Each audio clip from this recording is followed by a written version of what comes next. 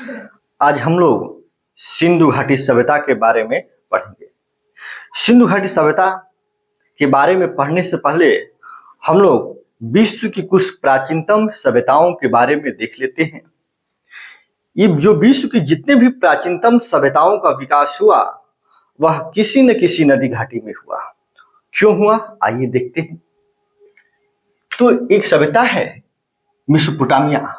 Mesopotamia सभ्यता का जो विकास है वह दजला फरात नदियों के किनारे हुआ। क्यों हुआ कि नदियों किनारे होने से इन्हें पानी आसानी से मिल जाता था और जो नदियों के जो किनारे की मिट्टी होती है वो दोमट जलोढ़ और यह मिट्टी उपजाऊ होती है। उपजाऊ होने के साथ ही साथ इसमें कृषि उत्पादकता ज्यादा होता है, इसलिए इस सभ्यताओं का विकास नदियों के किनारे हुआ। ठीक इसी तरह मिस्र की सभ्यता का जो विकास है वह नील नदी घाटी में हुआ। चीन की सभ्यता का विकास हांगहो नदी घाटी में हुआ। अब भारत में जो सिंधु घाटी सभ्यता है इसका विकास सिंधु तथा इसके सहायक नदियों के किनारे हुआ। अब देखते हैं हम लोग ये जो सिंधु घाटी सभ्यता है इसका पता हमें कैसे चला। तो इस स्थल के बारे में पता कैसे चला या इस सभ्यता के बारे में हमें पता कैसे चला।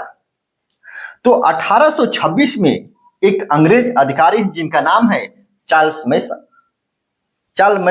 मैसन ने पाकिस्तान के पंजाब प्रांत के मोंटेगोमरी जिले में इन्होंने एक टीले को देखा और इस टीले का जिक्र इन्होंने अपने लेख में सर्वप्रथम किया।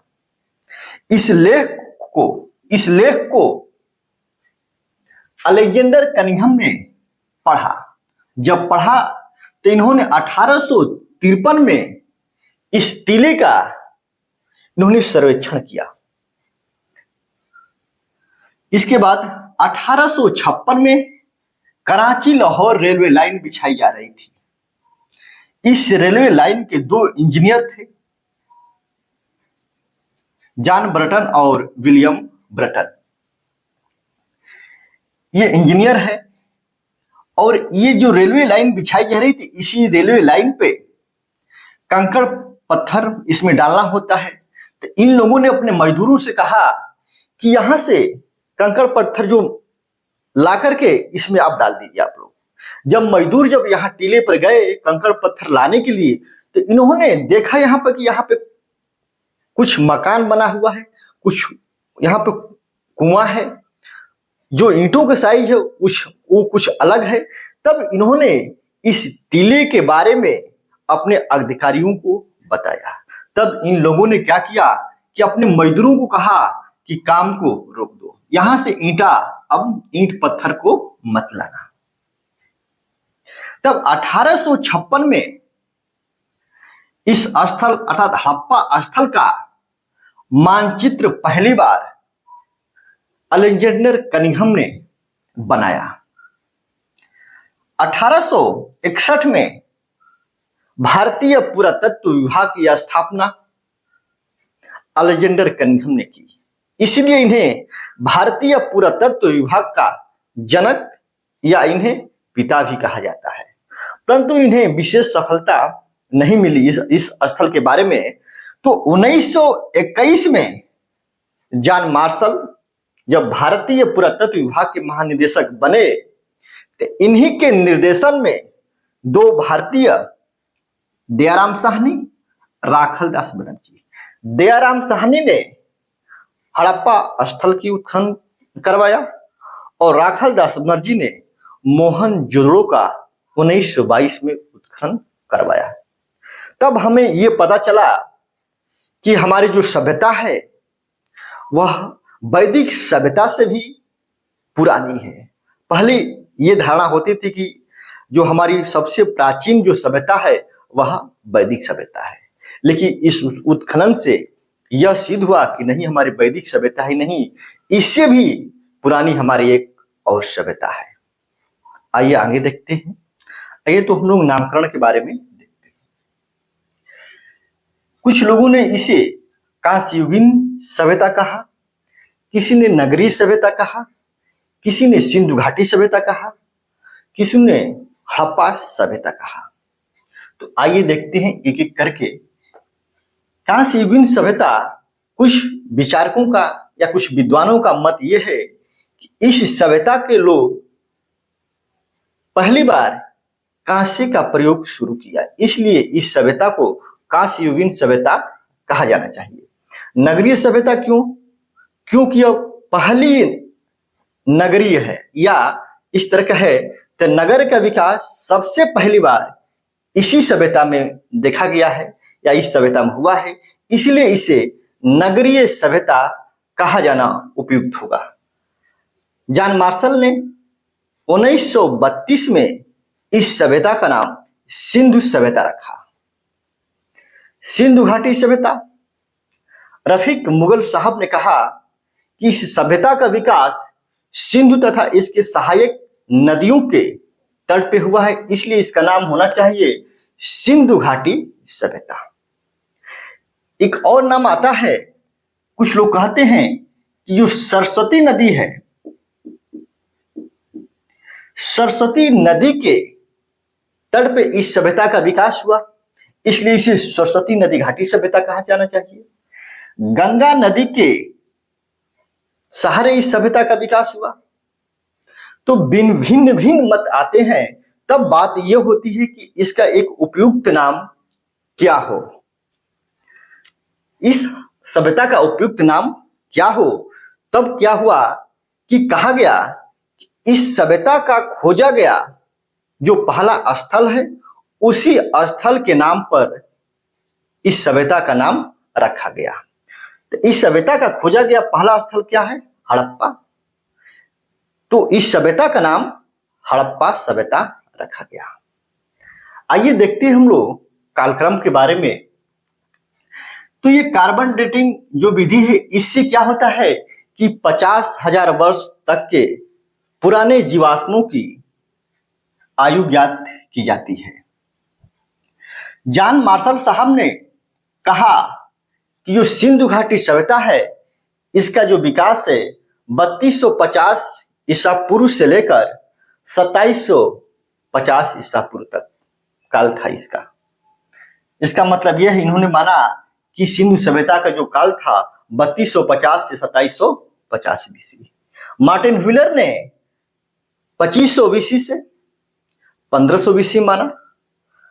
रेडियो कार्बन पद्धति के आधार पर डीपी अग्रवाल ने कहा कि इस सभ्यता का जो काल है वह 2350 बीसी से लेकर 1750 बीसी तक माना गया है। 1750 बीसी तक आते आते इस सभ्यता का पतन हो गया। मैकी साहब ने कहा कि यह सभ्यता का जो काल है 2800 बीसी से 2500 बीसी। आइए हम लोग अब सिंधु घाटी की लिपि के बारे में देखते हैं। सिंधु घाटी लिपि में कुल 400 अक्षर हैं। यह लिपि बाएं से दाएं लिखी गई है, इसलिए इस लिपि को सर्पिलाकार लिपि भी कहा गया है। इस लिपि को चित्रात्मक वस्त्रोफिदान भी कहा जाता है। इस लिपि के बारे में हमें एक 17 अक्षरों का साइन बोर्ड मिला है। कहां से मिला है? तो धौलावीरा से मिला है। 1925 को इस लिपि को पढ़ने का सबसे पहली बार जो प्रयास किया था वह व्यक्ति था L A warden. L A warden ने सबसे पहली बार 1925 में इस लिपि को सुमेरियन लिपि मानकर पढ़ा था। अगला है प्रोफेसर प्राणनाथ ने इस लिपि को आदि संस्कृत मानकर पढ़े, पर ये भी असफल रहे। बेनी प्रसाद बरुआ, शंकरानंद बरुआ ने इस लिपि को तांत्रिक विधि मानकर पढ़ा। कंप्यूटर से पढ़ने वाला पहला भारतीय कौन है? तो आई महादेवन है। इस लिपि को कंप्यूटर से पढ़ने वाला पहला भारतीय आई महादेवन है। और विश्व में सिंधु घाटी लिपि को पढ़ने वाला जो व्यक्ति है वह आस्को पारपोला सिमी पारपोला। सिमी पारपोला कौन है? तो आस्को पारपोला की पत्नी है। हम लोग देखते हैं कि सिंधु घाटी निर्माता कौन थे। तो सिंधु घाटी निर्माता के रूप में एम और पीएम। एम का मतलब अल्पाइन, पीएम का मतलब मंगोलाइड, पी से प्रोटोस्टेलाइड और एम से मेटेरियल। इस सभ्यता में सबसे कम कोई कंकाल पाया गया है तो अल्पाइन का पाया गया है, और सबसे ज्यादा अगर कोई कंकाल पाया गया है तो मेटेरियन का पाया गया है। प्रोटोस्टेलाइड सिंधु क्षेत्र में आने वाली यह पहली जनजाति है। मेटेरियन को भूमध्य सागरीय कहा जाता है, क्योंकि ये कहा जाता है कि ये भूमध्य सागर से आए थे, इसलिए इन्हें भूमध्य सागरीय कहा जाता है। और इसे ही सिंधु घाटी सभ्यता का निर्माता कहा जाता है। सिंधु घाटी सभ्यता का निर्माता किसे कहा जाता है? मेटेरियन को। यह जनजाति आज दक्षिण भारत में पाई जाती है। आगे देखते हैं कि सिंधु घाटी सभ्यता के उद्भव के बारे में देखते हैं कि उद्भव कैसे हुआ। तो उद्भव एक पहेली है। पहेली क्यों है कि इसकी लिपि जो है अभी तक पढ़ी ही नहीं गई है। जितनी भी हमको जानकारी मिलती है केवल पुरातत्व के माध्यम से मिलती है। तो उद्भव को लेकर, सिंधु घाटी सभ्यता के उद्भव को लेकर दो मत आता है, एक विदेशी और देशी। कुछ विद्वानों का मानना है कि जो सिंधु घाटी सभ्यता का जो विकास हुआ वह बाहर से लोग आए और इस सभ्यता का विकास किए। एक मत अर्थात देशी मत के अंतर्गत यह है, यहाँ के लोग कहते हैं कि नहीं, बाहर से लोग नहीं आए बल्कि यहीं के लोगों ने अपने मेहनत के बल पे इस सभ्यता का निर्माण किया। विदेशी में कौन है? तो कुछ लोगों का मानना है कि मेसोपोटामिया के लोग यहाँ आए और सिंधु घाटी सभ्यता का निर्माण किए। कुछ लोगों का मानना कि नहीं, भारत में आर्य आए और आर्य ने ही इस सभ्यता का निर्माण किया। मेसोपोटामिया को मानने वाले हैं John Marshall, Piggott, Martin Wheeler, DD Kosambi. इन विद्वानों का मानना है कि मेसोपोटामिया के लोगों ने ही इस सभ्यता का विकास किया। तो आधार क्या है? तो आधार यह है, इन लोगों ने कहा कि समानता, दोनों शहरों में शहर है, दोनों सभ्यताओं को लिपि का ज्ञान है। दोनों सभ्यताओं में अर्थात हड़प्पा सभ्यता और मेसोपोटामिया सभ्यता में भी सड़क पाई गई है और सिंधु घाटी सभ्यता में भी सड़क पाई गई है। भवन वहां भी अर्थात सिंधु घाटी सभ्यता में भी भवन पाए गए हैं और मेसोपोटामिया में भी भवन पाए गए हैं। मृदभांड यहां भी अर्थात सिंधु घाटी सभ्यता में भी चाक से बर्तन बनाए गए हैं और मेसोपोटामिया में भी चाक से निर्मित बर्तन पाए गए हैं। इन समता के आधार पर लोगों ने कहा कि इस सभ्यता का निर्माता मेसोपोटामिया के लोग हैं। पर अंतर क्या है, आइए देखते हैं। लोगों ने कहा कि शहर, लेकिन अगर देखा जाए तो हड़प्पा का जो शहर है वह योजनागत तरीके से बसाया गया है। मेसोपोटामिया का शहर अव्यवस्थित तरीके से है, तितर बितर उसका शहर है। कोई उस शहर का विकास जो है वह क्रमबद्ध नहीं है। लिपि के मामले में हड़प्पा सभ्यता की लिपि में 400 अक्षर है और इस लिपि को चित्रात्मक लिपि कहा जाता है। मेसोपोटामिया के लिपि को कीलाकार लिपि कहा जाता है।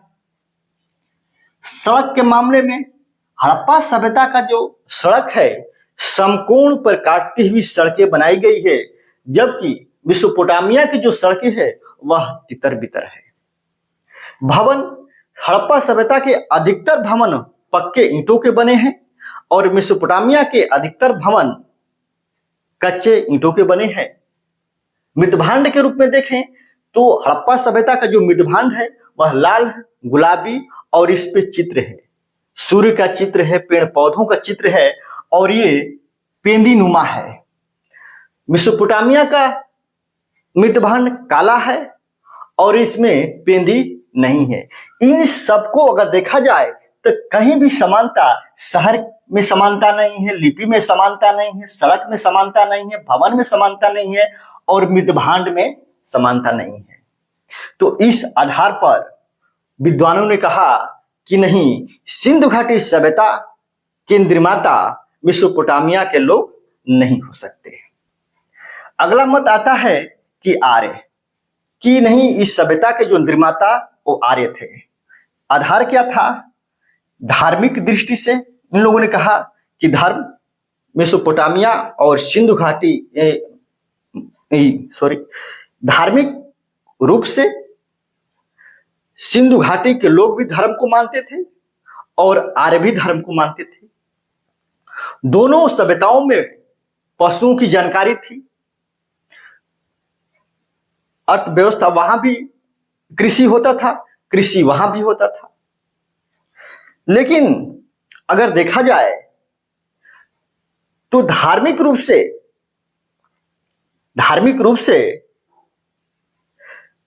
जो हड़प्पा सभ्यता के लोग थे या सिंधु घाटी के लोग थे वह कर्मकांडी थे और मूर्ति पूजक थे। और आर्य क्या थे? तो ये कर्मवादी थे, ये मूर्ति पूजक नहीं थे। पशुओं में समानता नहीं है। क्यों? क्योंकि हड़प्पा के लोगों को हाथी और बाघ की जानकारी है और हाथी और बाघ की जानकारी आर्यों को नहीं है। शहर के मामले में देखें तो हड़प्पा सभ्यता एक शहरी सभ्यता है जबकि आर्य एक ग्रामीण सभ्यता है। अर्थव्यवस्था का जो आधार है हड़प्पा सभ्यता का कृषि है और यहाँ का पशुपालन है, आर्य का पशुपालन है।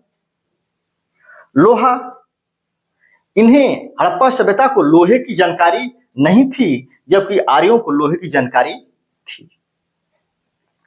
लिपि, हड़प्पा सभ्यता को लिपि की जानकारी थी लेकिन आर्यों की लिपि की जानकारी नहीं थी।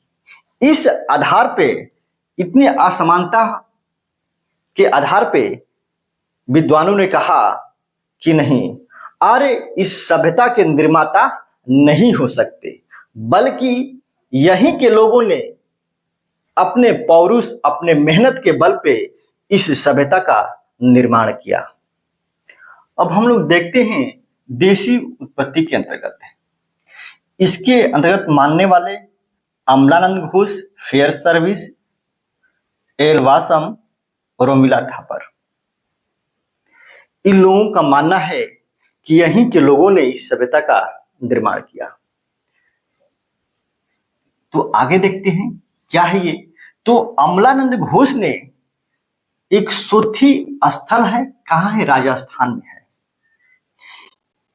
इस स्थल से मिट्टी के बर्तन पाए गए, उत्खनन से मिट्टी के बर्तन पाए गए और इस सोथी संस्कृति, इसे सोथी संस्कृति भी कहा जाता है।